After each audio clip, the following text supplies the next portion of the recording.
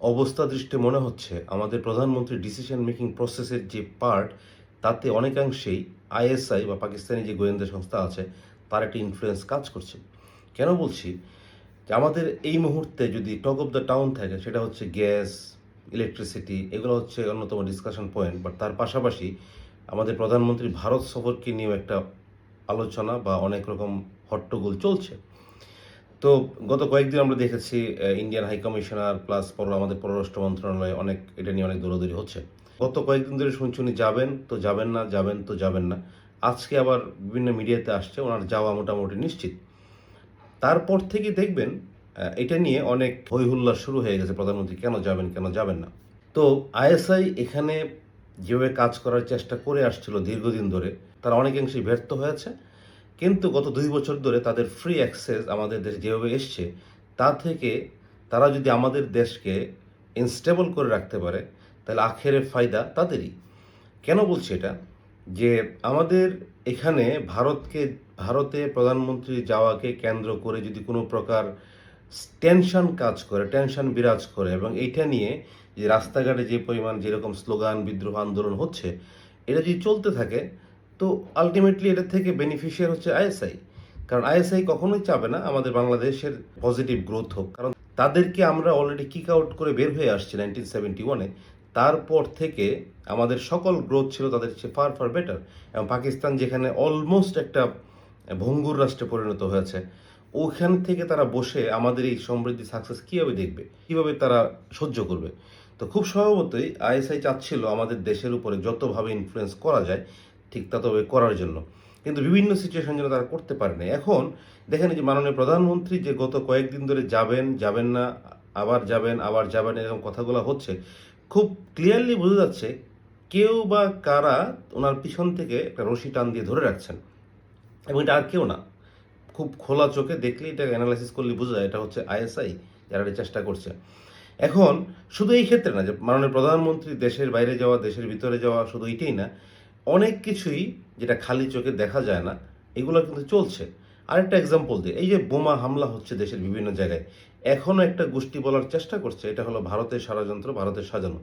কিন্তু একটা জিনিস অনেকে জানে না, যে এই যে বোমা হামলা নিয়ে যেই গ্যামাট ক্রিয়েট হয়েছে, এটার পিছনে একটা ব্যাকগ্রাউন্ড আছে। যেমন আমাদের ডিজিএফআই এর যে একটা উইং ছিল বা ব্যুরো ছিল, CTIB, counter terrorism intelligence bureau, এটা কিন্তু আমাদের দেশে শুধু না, শুধু পৃথিবীর অনেক দেশে অনেক অ্যান্টি টেরোরিজম যারা কাজ করে তাদের কাছে একটা ওয়েল নেমড একটা অর্গানাইজেশন ছিল, একটা ব্যুরো ছিল, একটা উইং ছিল, যারা খুব প্রফেশনালি কাজ করতো। এবং আইএসআই এই আমাদের এই সিটিআইবির জন্য এই দেশে অনেক নটোরিয়াস কাজ করতে পারে নাই। এখন ফলস্বরূপ যা হয়েছে, আমাদের ডিজিএফআই সিটিআইবির নামই চেঞ্জ করে দিয়েছে। সিটিআইবি ব্যুরোর এখন নাম হয়েছে এসএসআইবি, যেটাকে বলে হচ্ছে সোশ্যাল স্টেবিলাইজেশন ইন্টেলিজেন্স ব্যুরো। দেখেন কত তফাৎ, counter terrorism intelligence bureau versus social stabilisation intelligence bureau. How do you visualise this? So এগুলো আসলে হয়েছে ওভারঅল আইএসআই এর একটা ব্রেইন চাইল্ড থেকে, তারা যাতে এখানে আরও বেশি করে তাদের শিকড় বাকড় গাড়তে পারে, সিটিআইবি যে তাদের উপরে যে একটা ইনফ্লুয়েন্স ক্রিয়েট করতে যদি না থাকে, এটাই হচ্ছে উদ্দেশ্য তাদের বেসিক্যালি। এখন গভর্নমেন্ট যত কিছুই চিন্তা করুক, তারা টেরোরিজমের এগেনস্টে ফাইট করবে, যেই জঙ্গিবাদ চলছে তার বিরুদ্ধে ফাইট করবে, কিন্তু আসলে যখন আইএসআই এটাকে হারবার করবে, এটাকে নার্চার করবে, গভর্নমেন্টের জন্য not that easy to fight with that. এখন এইটাকে আসলে তারা কীভাবে কাজ করছে আপনারা দেখবেন, তারা কাজ করছে হলো যে 2024-এর পর থেকে তারা কিছু স্পোক্স পারসন তৈরি করেছে। এটা সমাজের স্টুডেন্ট থেকে শুরু করে উচ্চ পর্যায় পর্যন্ত সকল পর্যায়ে বলা যায় তাদের স্পোক্স পারসন হয়েছে। তো স্পোক্স পারসনগুলোর মেইন কাজ হচ্ছে যত সম্ভব অ্যান্টি ইন্ডিয়ান নেগেটিভ দেওয়া, যত সম্ভব ভারত বিরোধী বক্তব্য দেওয়া, যত সম্ভব ভারত বিরোধী বক্তব্য দিয়ে রাস্তাকে গরম করা, মাঠকে গরম করা, সোশ্যাল মিডিয়াকে গরম করা।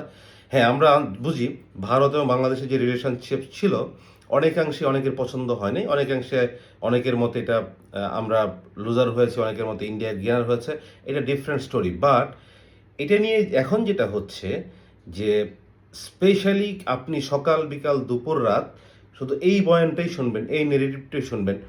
এমনকি যারা জীবনে ভারত নিয়ে আগে চিন্তাও করে নাই, আমার জানা অনেক লোক আছে যারা বছরে একবার করে ভারতে না গেলে তাদের ভাত হজম হতো না, এরাও এখন অ্যান্টি ভারত অ্যান্টি ইন্ডিয়ান যেই ন্যারেটিভ দিয়ে চলছে, মানুষ ভাববে এই লোকটা হলো সাচ্চা দেশপ্রেমিক, এই লোকটা হলো আসলে আমাদের দেশপ্রেমিকদের মধ্যে একজন।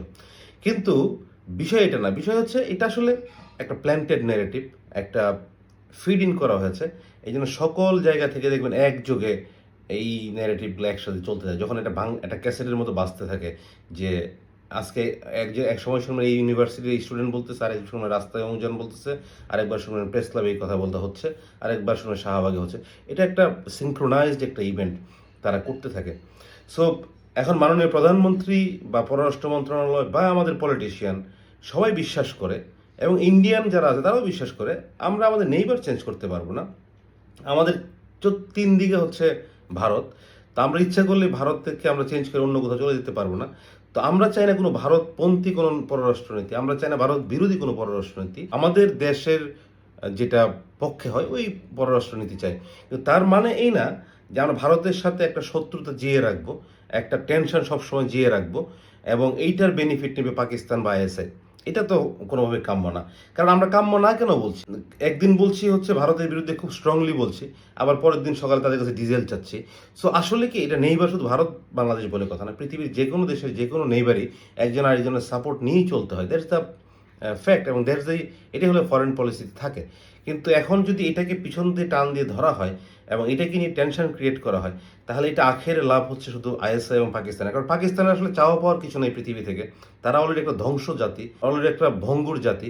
সো তাদের যে খুব একটা আশা আকাঙ্ক্ষা আছে অন্য কোথাও থেকে এরকম না। তারা খুশি হবে একটাই, আমাদেরকে ধ্বংসপ্রাপ্ত দেখলে, আমাদেরকে ভঙ্গুর দেখলে।